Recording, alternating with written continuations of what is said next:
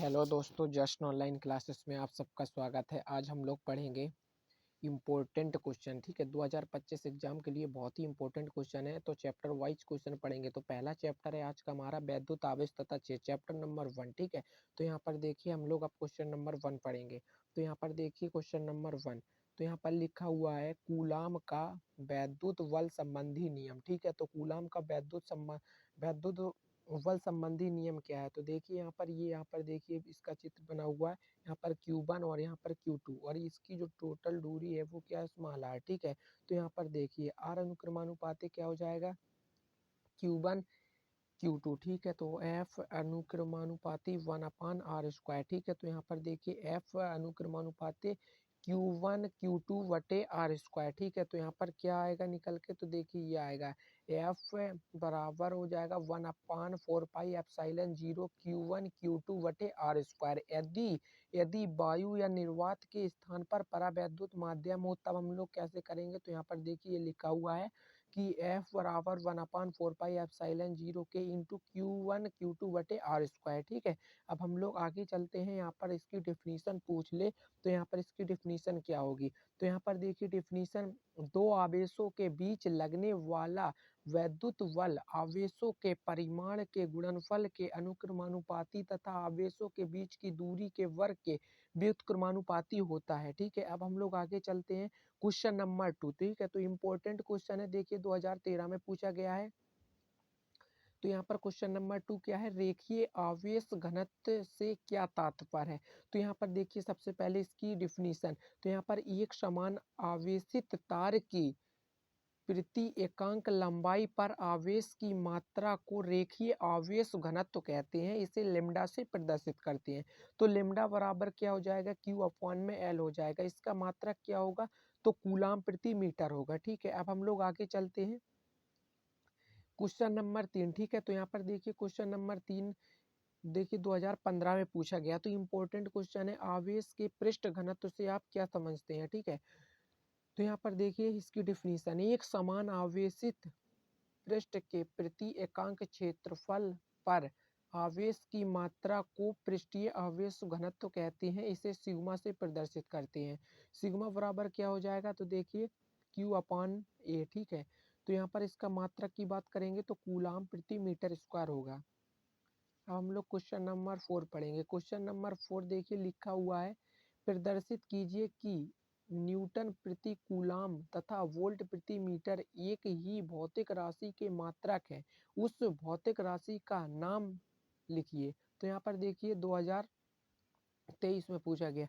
तो वैद्युत क्षेत्र की तीव्रता का मात्रक क्या होता है, न्यूटन प्रति कूलाम। ठीक है, यहाँ पर देखिए न्यूटन मीटर बटे मीटर कूलाम। ठीक है, अब हम लोग आगे पढ़ेंगे। तो यहाँ पर देखिए लिखा हुआ जूल बटे मीटर कूलाम। ठीक है, तो यहाँ पर वोल्ट मीटर हो जाएगा, वोल्ट बटे मीटर हो जाएगा। अतः न्यूटन कूलाम तथा वोल्ट मीटर वैद्युत क्षेत्र की तीव्रता का मात्रक है। ठीक है, अब हम लोग आगे चलते हैं क्वेश्चन नंबर 5। ठीक है, तो इम्पोर्टेंट है क्वेश्चन नंबर 5। देखिए 2013 में भी पूछा गया, 2016 में भी पूछा गया है।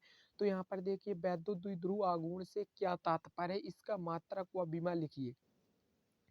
अथवा करके कैसे पूछेगा, तो यहाँ पर देखिए अथवा करके कैसे पूछता है, वैद्युत द्विध्रुव आघूर्ण की परिभाषा लिखिए। इलेक्ट्रॉन व प्रोटॉन के बीच की दूरी 0.53 एंगस्ट्रॉम है। इस निकाय का वैद्युत द्विध्रुव आघूर्ण ज्ञात कीजिए। तो यहाँ पर देखिए इसकी सबसे पहले हम लोग पढ़ेंगे डिफिनीशन। तो यहाँ पर देखिए इसका ये डायग्राम बना हुआ है। यहाँ पर देखिए -Q है और यहाँ पर +Q है। ठीक है, यहाँ टोटल दूरी इन दोनों की कितनी है, तो टोटल दूरी की बात करेंगे तो 2L है। ठीक है, तो यहाँ पर देखिए इसकी डिफिनीशन, किसी निकाय का वैद्युत द्विध्रुव आघूर्ण P आवेश के परिणाम और उनके बीच की दूरी दूरी 2L के गुणनफल के बराबर होता है। देखिए यहाँ पर वैद्युत द्विध्रुव आघूर्ण क्या होगा, P बराबर Q इंटू 2L। ठीक है, तो मात्रा कूलाम मीटर हो जाएगा। बीमा की बात करेंगे तो यहाँ पर देखिए ATL निकल के आएगा। और अब हम लोग आगे चलते हैं।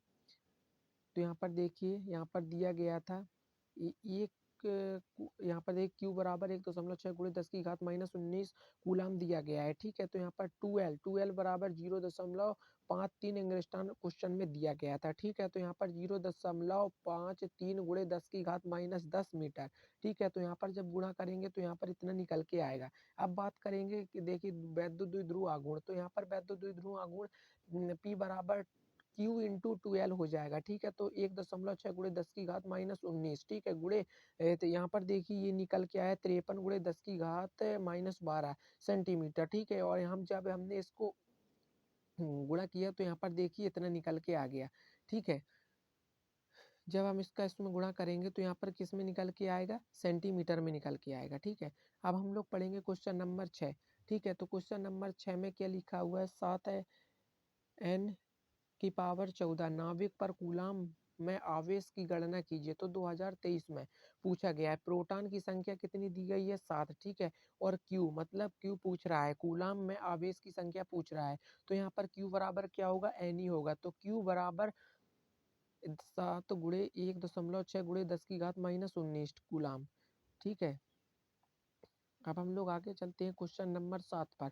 तो क्वेश्चन नंबर 7 क्या कह रहा है, देखिए दो बिंदु आवेशों को वायु में एक निश्चित दूरी पर रखने पर उनके बीच 80 न्यूटन का बल कार्य करता है। इन्हीं आवेशों को एक परावैद्युत माध्यम में इतनी दूरी पर रखा जाता है बल का मान 8 न्यूटन हो जाता है। माध्यम का परावैद्युतांक ज्ञात कीजिए। तो देखिए 2017 में पूछा गया है। अब यहाँ पर देखिए एफ ओ बराबर 1.4 एप्सिलॉन 0 Q1 Q2 बटे आर स्क्वायर, समीकरण इसको 1 मान लेंगे। अब यहाँ पर देखिए एफ एम बराबर 1/4 पाई एप्सिलॉन 0 के Q1 Q2 बटे आर स्क्वायर, इसको समीकरण क्या मान लेंगे, 2 मान लेंगे। ठीक है, अब हम लोग आगे चलते हैं। तो यहाँ पर देखिए एफ ओ अपॉन में एफ एम बराबर क्या होगा, के। ठीक है, तो 80/8 गुणे 80/8। ठीक है, और बराबर में के। ठीक है, के क्या परावैद्युतांक है, तो यहाँ पर के बराबर क्या निकलेगा, जब 8 से हम लोग 80 को काटेंगे तो 8 दम 80, तो 10 इसका आंसर हो जाएगा। ठीक है, अब हम लोग आगे चलते हैं क्वेश्चन नंबर 8 पर। ठीक है, तो यहाँ पर देखिए क्वेश्चन नंबर 8, वैद्युत क्षेत्र वेक्टर ई बराबर 3I + 4J। ठीक है, न्यूटन प्रति कूलाम। एक तल के पृष्ठ के क्षेत्रफल वेक्टर ए बराबर 10I। ठीक है, यहाँ पर मीटर स्क्वायर से गुजरता है। इसका परावैद्युत फ्लक्स ज्ञात कीजिए। तो यहाँ पर देखिए 2023 में पूछा गया है। तो विक्टर ई बराबर 3I + 4J बराबर न्यूटन प्रति कूलाम। ठीक है, तो विक्टर ए बराबर क्या हो जाएगा, 10I मीटर स्क्वायर। ठीक है, तो फाई ई बराबर, यहाँ पर क्वेश्चन पूछ रहा है कि फाई बराबर क्या होगा। ठीक है, वैद्युत फ्लक्स। ठीक है, तो वैद्युत फ्लक्स ज्ञात करना है। तो यहाँ पर देखिए फाई बराबर विक्टर ई डॉट विक्टर ए। ठीक है, और यहाँ पर क्या होगा, देखिए 3I यहाँ पर दिया गया था, 3I + 4J + 0 के। ठीक है, ओ मतलब कि 0 हो जाएगा। अब यहाँ पर देखिए ये दिया गया था 10I + 0J और 0 के। ठीक है, तो यहाँ पर देखिए हमने जब 0 का गुणा 4 से किया तो यहाँ पर क्या निकलेगा, और यहाँ पर देखिए 0 का गुणा 0 में करेंगे। ठीक है, तो यहाँ पर जो आंसर निकल के आएगा वही इसका आंसर होगा। अब यार हम लोग यहाँ पर देखिए चलते हैं क्वेश्चन नंबर 9 पर। 92 ऊर्जा मतलब U 238 परमाणु अल्फा कण उत्सर्जित करता है। यदि किसी क्षण अल्फा कण विघटित परमाणु के केंद्र से 9 गुणे 10 की घात -15 मीटर की दूरी पर हो तो अल्फा कण पर कितना बल कार्यरत होगा। तो 2015 में पूछा गया ये क्वेश्चन, तो इम्पोर्टेंट क्वेश्चन है। देखिए यहाँ पर Q1 और यहाँ पर देखिए Q2, तो यहाँ पर देखिए इतना दिया गया है और यहाँ पर देखिए 2 ही दिया गया है। टोटल दूरी तो 9 गुणे 10 की घात 15 मीटर। ठीक है, अब यहाँ पर देखिए F बराबर क्या होगा, 1/4 pi epsilon 0 into Q1 Q2 बटे आर स्क्वायर, 9 गुणे 10 की पावर 9। ठीक है, तो यहाँ पर देखिए गुणे 90 गुणे 1.6 गुणे 10 की पावर -19 गुणे 2 गुणे 1.6 गुणे 10 की पावर -19 बटे में 81 गुणे 10 की घात -30। ठीक है, यहाँ पर जब इसको हम गुणा करके करेंगे तो यहाँ पर देखिए आंसर जो निकल के आएगा वो न्यूटन में ही निकल के आएगा। ठीक है, अब यहाँ पर देखिए 10 की क्वेश्चन नंबर 10, तो दो बिंदु आवेश +9E + E एक दूसरे से 16 सेंटीमीटर की दूरी पर स्थित हैं। इनके बीच एक आवेश Q को कहाँ रखा जाए कि वह संतुलन में हो। तो यहाँ पर देखिए 2018 में पूछा गया इम्पोर्टेंट क्वेश्चन है और इसको अथवा करके कैसे पूछेगा। दो बिंदु आवेश +9e तथा +e परस्पर a दूरी पर स्थित हैं। बताइए कि एक तीसरे आवेश को दोनों बिंदु आवेशों को मिलाने वाली रेखा पर कहाँ रखा जाए कि वह बिंदु संतुलन में हो। तो यहाँ पर देखिए 2022 में भी पूछा गया है। अब यहाँ पर देखिए इसको सॉल्व करेंगे तो यहाँ पर देखिए इसका ये डायग्राम पहले बनाएंगे। इसके बाद यहाँ पर देखिए लिखा हुआ है +q और यहाँ पर देखिए लिखा हुआ है -q। यहाँ पर प्लस है और यहाँ पर प्लस ही है, ठीक है। तो यहाँ पर देखिए क्या होगा x और यहाँ पर देखिए 16 - x हो जाएगा। तो F1 बराबर 1/4πε0 और यहाँ पर 9e गुणे 9 बटे में x स्क्वायर समीकरण 1 मान लेंगे। F2 बराबर 1/4πε0 q गुणे e बटे में 16 - x का होल स्क्वायर, इसको समीकरण 2 मान लेंगे संतुलन की स्थिति में। तो F1 बराबर F2 हो जाएगा, ठीक है। तो 1/4πε0, ठीक है, इंटू में 9e इंटू q अपॉन में एक्स स्क्वायर। तो 1/4πε0 q इंटू ई और यहाँ पर 16 - x का होल स्क्वायर हो जाएगा। तो 3/x का होल स्क्वायर और 1/में 16 - x का होल स्क्वायर हो जाएगा, ठीक है। यहाँ पर देखिए लिखा हुआ है 3/में x बराबर में 1/16 - x, ठीक है। तो यहाँ पर देखिए टोटल जो इसका आंसर निकल के आएगा वो ये होगा, ठीक है। देखिए 48 - 3x किया तो यहाँ पर बराबर में x, तो x बराबर क्या 12 सेंटीमीटर हो जाएगा, ठीक है। अब यहाँ पर देखिए आगे हम लोग चलते हैं क्वेश्चन नंबर 11 पर, ठीक है। तो यहाँ पर क्वेश्चन नंबर 11 क्या कह रहा है।